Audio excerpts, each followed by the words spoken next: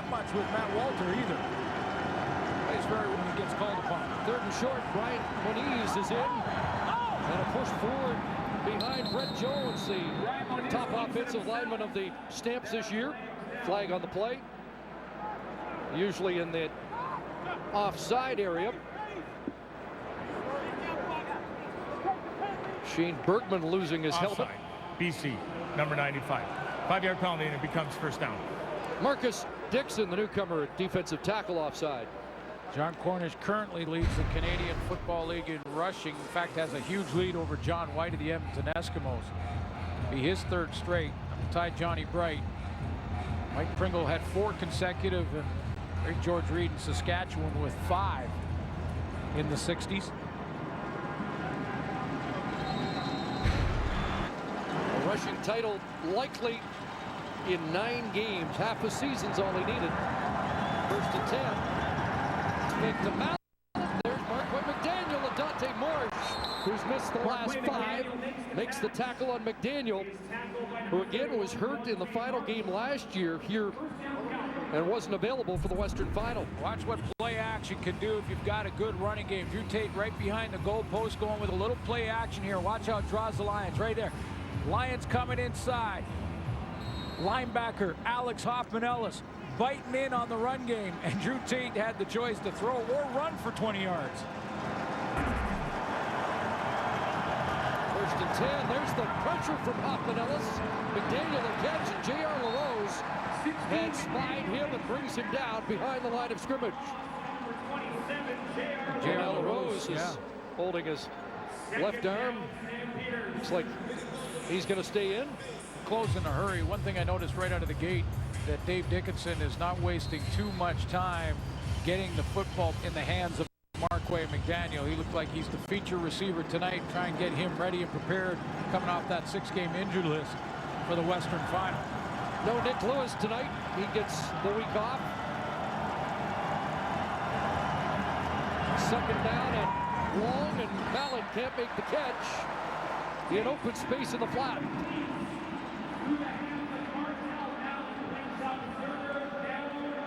Martel Mellett, 20 touches, 175 yards in the first meeting against BC, including 6 catches against the Lions. Yeah, it doesn't bode well out of the backfield. Rotate in there with Matt Walter. Rob Maver. And just one big play return against this punt team all year long. One of the reasons that great accurate placement by Maver drops it in. He's been doing that all season long. That's the 10th time he has punted inside the 10, and he has the Lions backed up when we return to BC Place Stadium. They put in the time and the...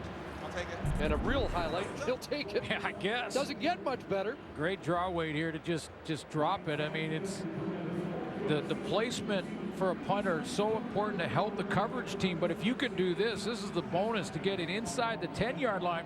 He got it inside the 5 and then made it. Hi, Grandma, Dad, everybody watching. Let's get this W. Somehow got the backspin there to start the Lions offensively here on the 4-yard line. Pride of Turner Fenton Secondary in Brampton, Ontario. Long field. Kevin Glenn and the Lions, who looked good on their first drive. 7 first downs last week. They were 2 for 19 in second down conversions, 0 for 11 when facing 2nd and 7 or more. Well, they had just 7 first downs. 10 2-and-outs. And trying to flush that. Looked good on the first series, and now they got Arsenault in space a little bit, but good close there by Fred Bennett. There's the other end of that good debate back at McMahon. Number 8 and Elimimian with Jermaine Franklin stuck in the middle. It was fun to listen to. Yeah, that was a good one. Hey, I had a conversation, Chris, yesterday with Joe Palpal, receivers coach for the BC Lions, and he said that Manny Arsenault is finally healthy.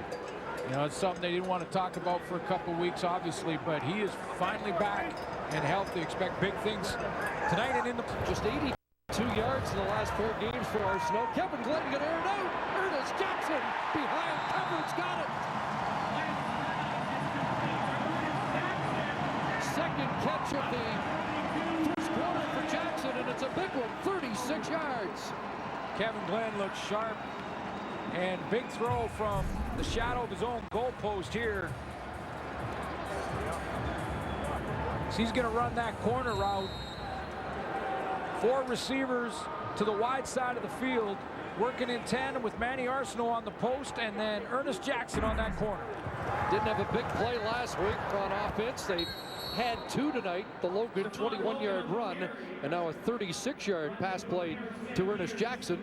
Logan stuffed here as Brandon Smith moved up from his defensive halfback position. This may sound simple, but Ernest Jackson has learned one of the fundamentals for receivers that is pretty simple, but it's crucial. Make the catch first. Before thinking about breaking a tackle and getting extra yards, just make the catch first. Yard for Logan, so 2nd and 9. Good protection, pass caught. Sean Gore's got it. Another first down, and he's into Calgary territory at the Stampeder 49. It's 18 for Gore. Kevin Glenn looks very sharp in the pocket here tonight. Like he wants to make the memory of last week's game go away as quickly as possible, and it's got to be on its way right now. He's got great zip on the football. He's reading the field, seeing it open up. Good throw and tight coverage there to Sean Gore. 17th start of the year for Glenn, 4th in the league in passing yardage. 1st and 10. Anybody open? Threw a fastball past Keto Pumley, incomplete.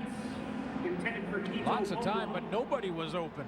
That was the issue for Glenn on that play. He had great time. A nice block on the backside by tight end Rolly Lumbala, who will head to the bench now, but plenty of time, and that time the Calgary secondary just locked down the 3-4 receivers that were in the routes.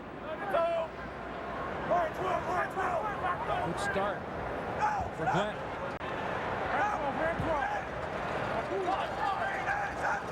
2nd and 10.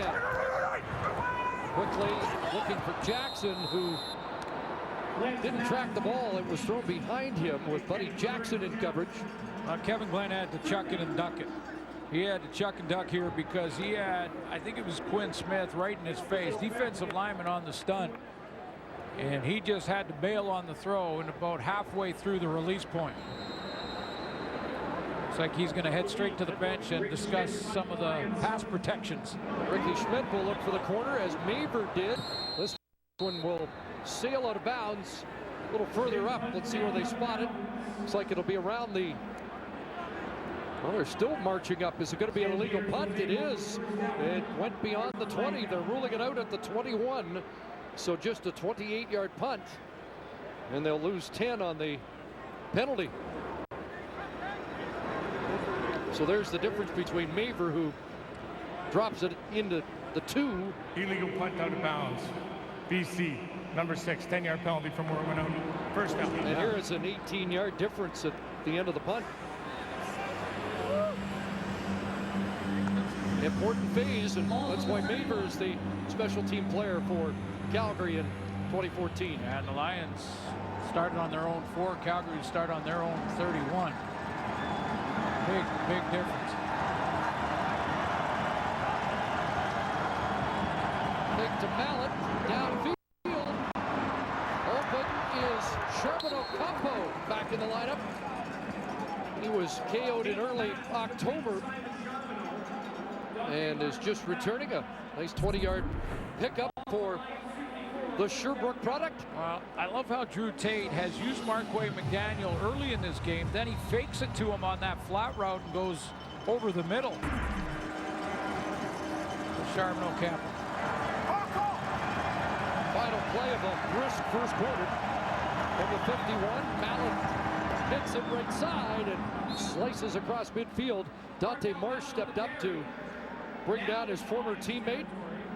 And that's the final play of an opening quarter that sees both teams move the ball pretty well and settle for a field goal apiece as the old rivals get reacquainted.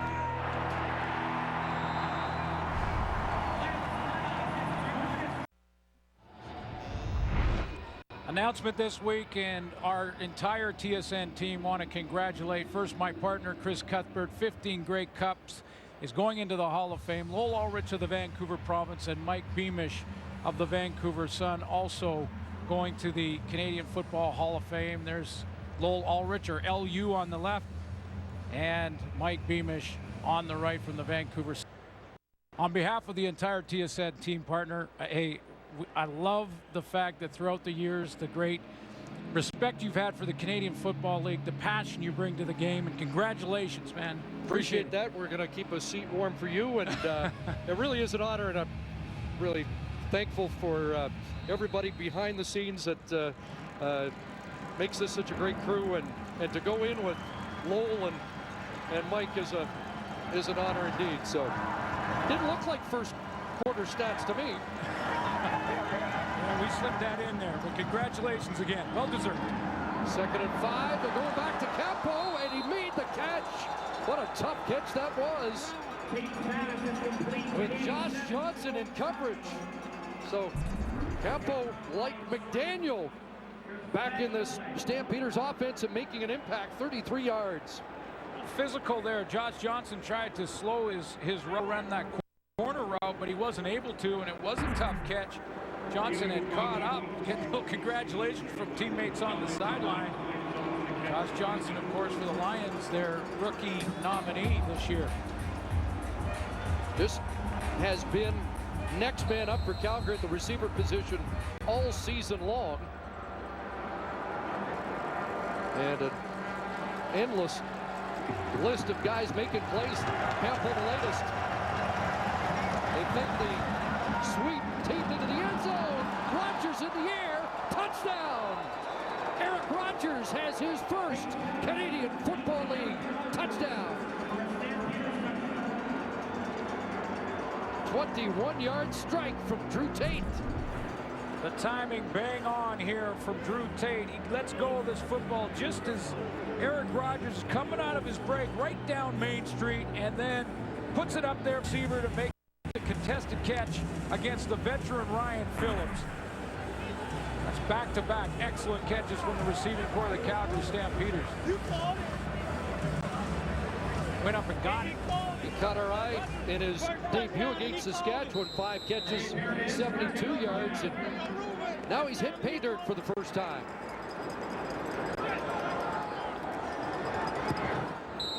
There it is, the extra point. It's a Stampeder lead early, 2nd quarter, as Drew Tate from 21 yards away connects with Eric Rodgers.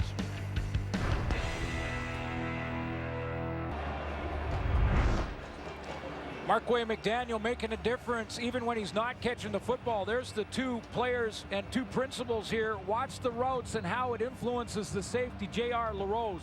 On the snap of the football, they're going seam routes with Marquay McDaniel coming on the post. J.R. LaRose jumps that one, leaving the middle open for Eric Rodgers. Rodgers just now has to get inside position on his man Ryan Phillips, and Drew Tate hits him for the touchdown.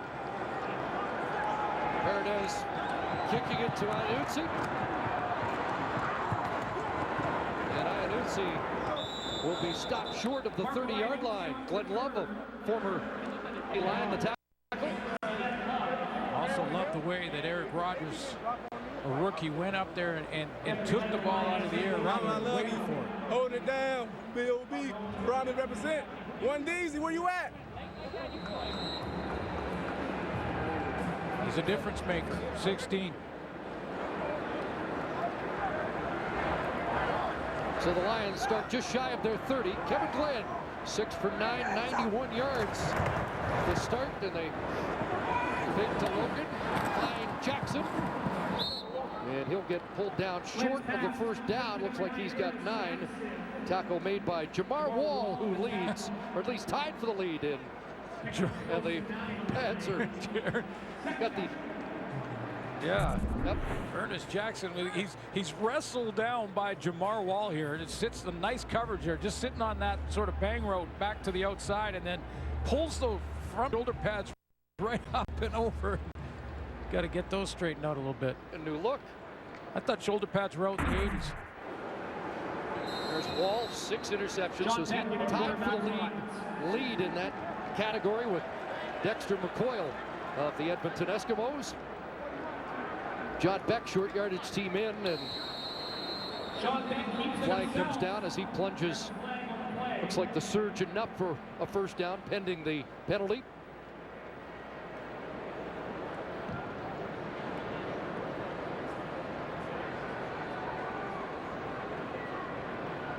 Offside, Calgary's defensive line. 5-yard penalty results in a first down. So the Stamps don't give a yard, and they'll have to give up 5.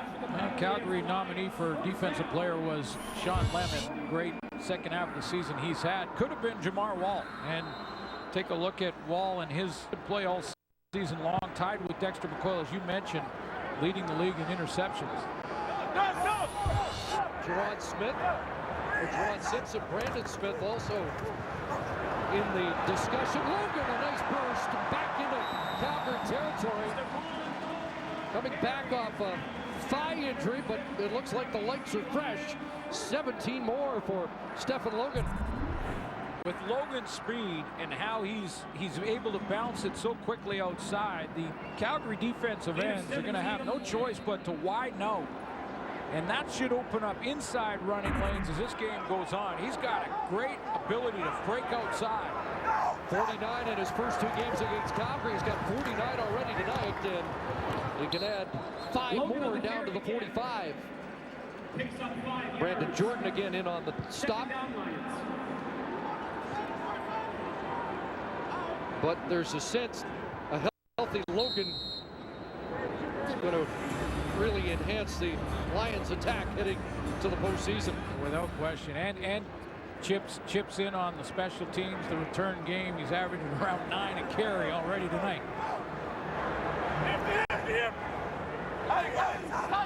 Second down, short drop, pump, and checked it down to Rolly Labala, who will be short of the first down. Buddy Jackson from the corner moved up and denied the first down. This is that important part in the field where we've seen coaches at times gamble here, where it's a little far for a field goal attempt. It's a little tight to punt it, because if the punter doesn't get it out where he wants or gets it in the end zone, looks like Mike Benavides is going to leave him out there. Well, they had the net 18 yards after the short punishment to the penalty, so this time they'll try 3rd and 3. Offense trying to stay on the field. Here comes pressure, but Logan's got it. He's got a first down and cuts back inside the 30. So the gamble pays off. And it's 14 on the pickup from Glenn to Logan. Going to be a blitz here, and then Logan is going to come out of the backfield in between that and get to the flat and out there for Kevin Glenn quickly. Watch Keon Raymond come upfield wide, and that's what I talked about. When he's bouncing run plays that well, then you're going to have to widen your defense a little bit to contain that, and it opens up inside lanes. 1st and 10. Couple of options out of little trouble, so he throws it away. Incomplete as he made the line of scrimmage, and wisely football. Just back to the gamble. Great play, executed well. First down. Do you try it in the playoffs in the exact same situation next week? You got to see the situation. You know, how well does your offense, how well are they playing at that point? What's the weather conditions? Are you into the wind? Do you have the wind at your back? Could you make a long field goal from there with a strong wind behind you? All of those are factored in. Well, Jones made it's the right call if it works. I got you. 2nd and 10, pressure, Glenn, drop, Sean Lemon, and that is going to tie a Canadian Football League. So the Lions get back on the football. Lemon, a forced fumble, and it will be. Yeah, it'll tie Joe Mumford and John Grace. This will be his 8th forced fumble recovered by the Lions, but Sean Lemon, coming off the edge, has been the back half of the season, and Take a look at his last four games. He's had 5 sacks in those games and 4 straight forced fumbles. That's his 5th in a row in the 5th game, and there he is now tied with Joe Mumford and John Grace on a former Ottawa Renegade. What a year it's been for a guy that was discarded in Edmonton. What a year it's been for Paul McCallum. 36 successful field goal and 40 attempts on the year, so 90% for Paul McCallum, more than a passing grade. As the Lions cut into the lead, but Sean Lemon makes sure it's only 3.